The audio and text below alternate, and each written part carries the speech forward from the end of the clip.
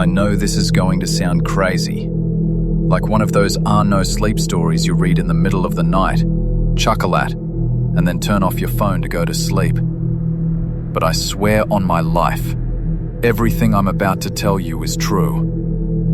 My name is Alex. I'm 22, a junior in engineering at a college in the Chicago suburbs. Tuition is a ticking time bomb. $15,000 a year, plus rent and food. My parents, well, they can't help much. Dad lost his job back when I was in high school, and Mum's a cashier at the supermarket, making just enough to cover groceries. So, I drive for Uber at night. Not because I like it, but because it's fast cash. Driving from 11 p.m. to 4 a.m., a couple of good weekend nights can pull in $200, enough to keep me from dropping out. I started at the beginning of the summer, and it was mostly fine. Most of my fares were drunk guys from bars or tired moms getting a late ride home. A few weird ones, sure, like the old man in a suit who jumped out on the highway because he saw a ghost or something, but I got used to it. I had my beat-up Toyota Corolla bought off a buddy who graduated, and the Uber app was my only companion on those long nights. I'd play lo-fi beats to stay awake, and always kept the tank full. My rules were simple. No rides too far from the city center, and if the GPS glitched, I'd cancel immediately. These Illinois suburbs are vast, with winding country roads that lead into the woods, and I'm not the adventurous type. That night was a Friday, mid-October. It was bone-chillingly cold, the kind that seeps into your soul, and wet autumn leaves were plastered to my windshield.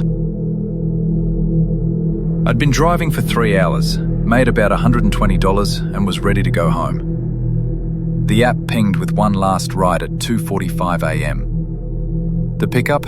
A small dive bar on the edge of town called the Rusty Nail. The kind of place where locals play poker and drink cheap beer. The destination? A vague address out in the sticks. Old Mine Road, Lot 47. I checked the map. It was about 20 miles out, leading into an old area that used to be a coal mine back in the 19th century. Cell service was spotty out there, but the tip could be good if the passenger was generous.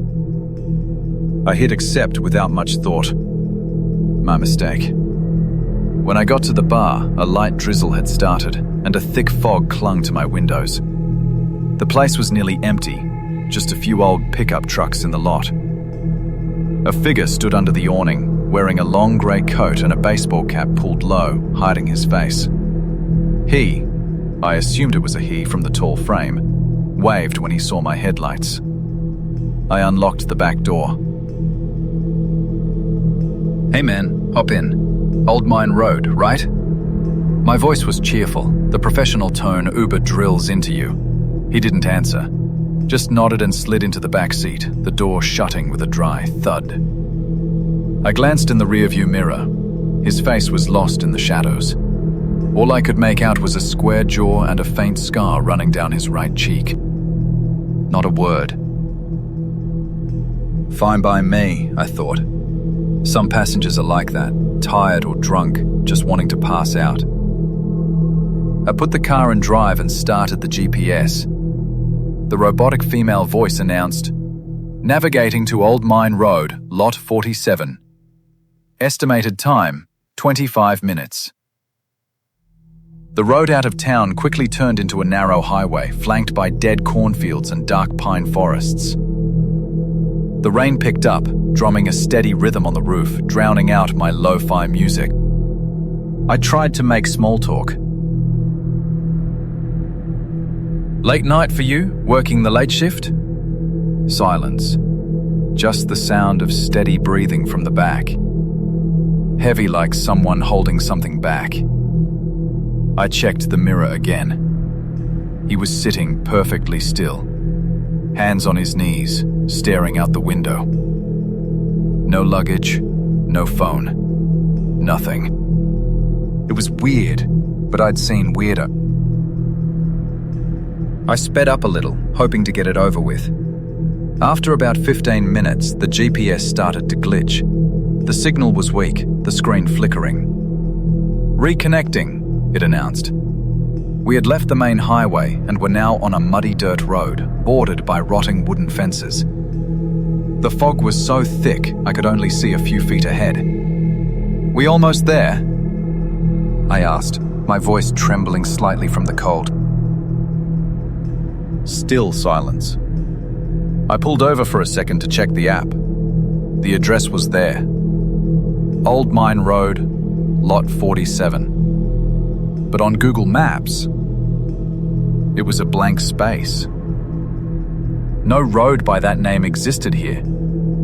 I typed it into my personal phone. Address not found. My heart started beating faster. Probably a typo. I turned around to ask him, but the back seat was empty. I blinked, thinking my eyes were playing tricks on me. The dome light was dim, but it was clear there was no one there. The back doors were still locked, no sign they'd been opened. "Where'd you go?" I whispered, my voice cracking. The car was still idling, wheels sinking into the mud.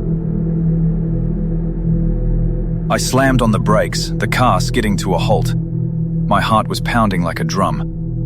I opened the back door and rain lashed my face. The leather seat was soaked, but empty. No passenger, no trace.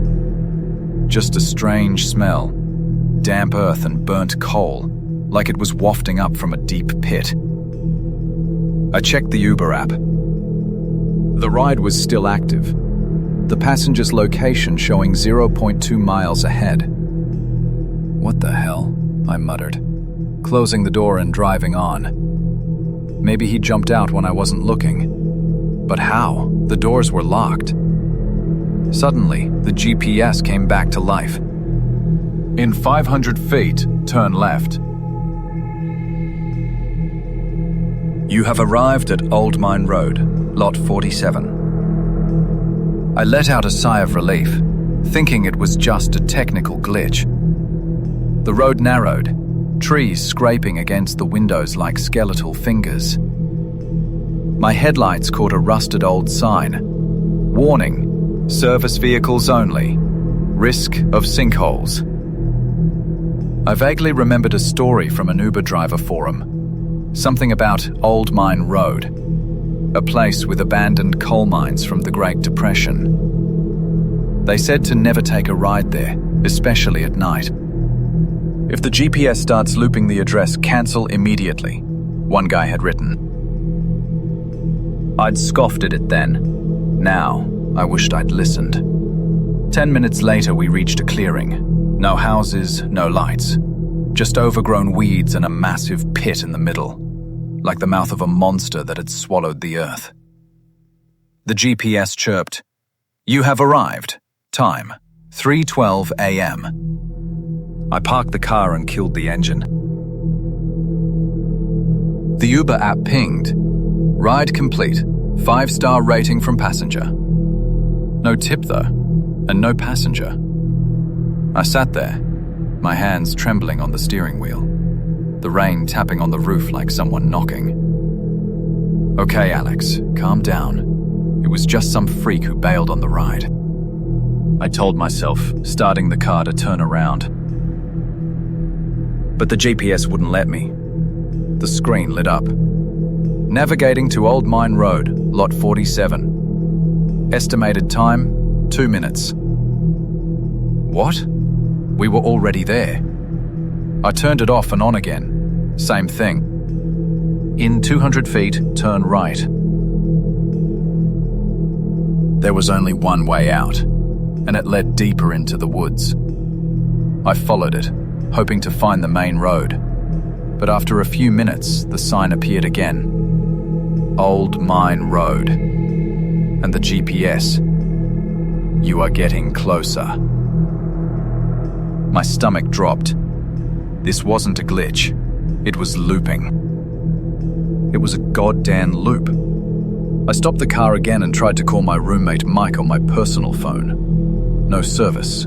Not a single bar. Son of a bitch, I swore, slamming my fist on the steering wheel. The rain was heavier now, lightning flashing in the distance. I remembered the flashlight in my trunk, something I always kept for late-night rides. I popped the trunk and fumbled around in the dark. Flashlight, a bottle of water, and a baseball cap. Grey, just like my passenger's. I'd never seen it before. My hand went cold as I picked it up.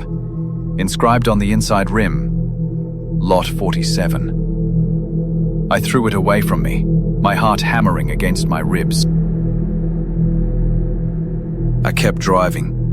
The GPS was now on full blast. Turn left. Proceed to Lot 47. Turn left. Proceed to Lot 47. The robotic female voice echoed in the small cabin, overpowering the sound of the rain. The road twisted and turned. The trees grew denser, their branches whipping at the windows as if trying to pull me in. I started seeing strange things. An old, overturned truck on the side of the road, rusted as if it had been there for decades. Through the shattered windshield, I thought I saw a skeletal hand still gripping the steering wheel. No, that couldn't be real. My mind was playing tricks on me, right? I hit the gas, but the car felt sluggish, like something was pulling it back. Then I heard it, a whisper from the back seat. At first, I thought it was the wind, but it wasn't. Lot 47! Lot 47! The voice was raspy, like someone with a congested throat, repeating in time with the GPS. I whipped my head around, nearly crashing. The back seat was empty, but the smell of damp earth was stronger now, mixed with the metallic tang of blood. "Stop it!" I yelled into the empty car. "Who's there? Is this some kind of prank?" Silence. Then the whisper continued, clearer this time.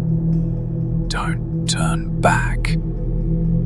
Lot 47 is waiting." I remembered the Reddit stories about Uber drivers who vanished on roads just like this.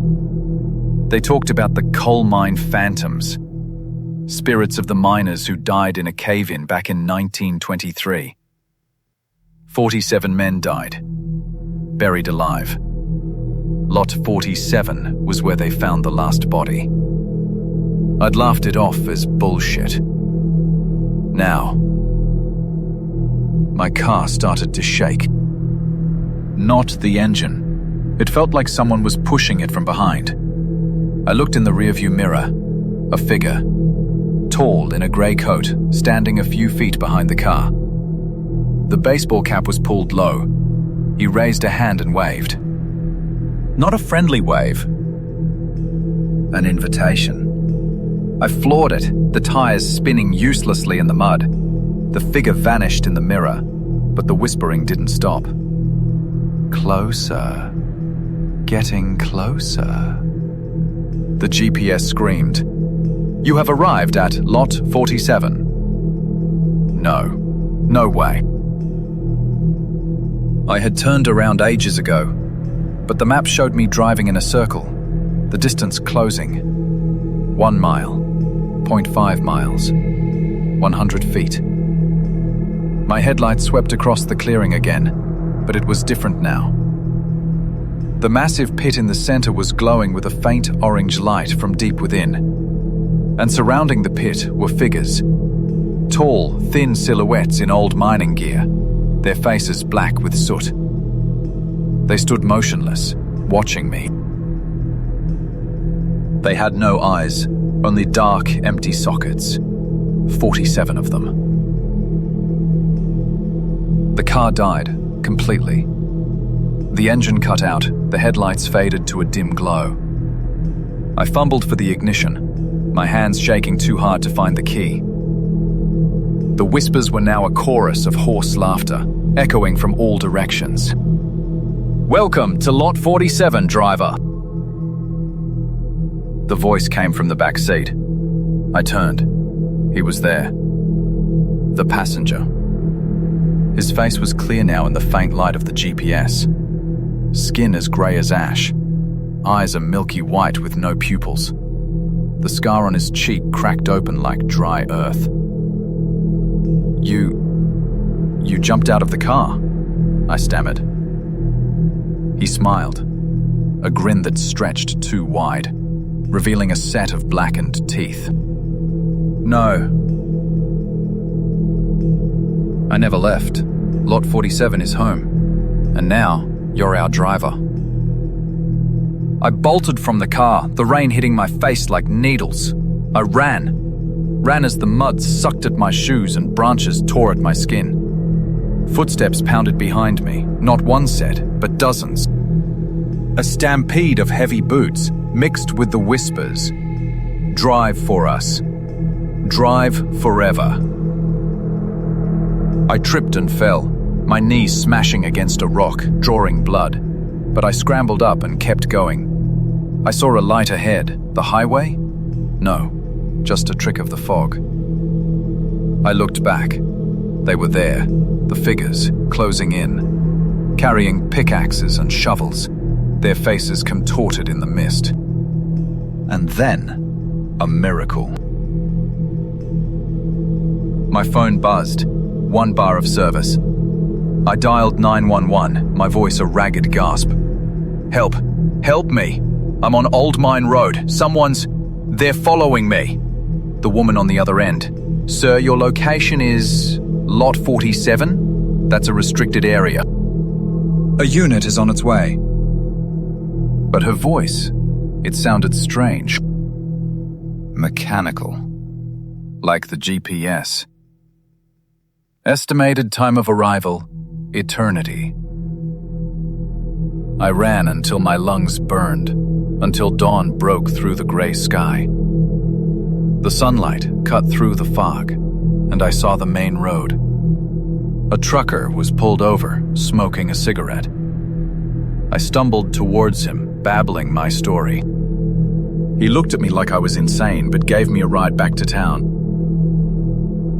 "You're lucky one, kid," he said. "Old Mine Road don't let people go at night. They're still digging in Lot 47, even if they've been dead 100 years. I quit Uber that day, sold the car, moved back in with my mum. But I dream about it every night. The back seat of my car, the figure sitting there whispering, 'Next ride, Alex. Lot 47. And my GPS, the one I threw away, it's in my drawer, but sometimes at 3 a.m., it turns itself on. You are getting closer. Don't ever drive in these suburbs. If you get a ride request for Old Mine Road, just decline. Because once the GPS starts looping, you're never leaving.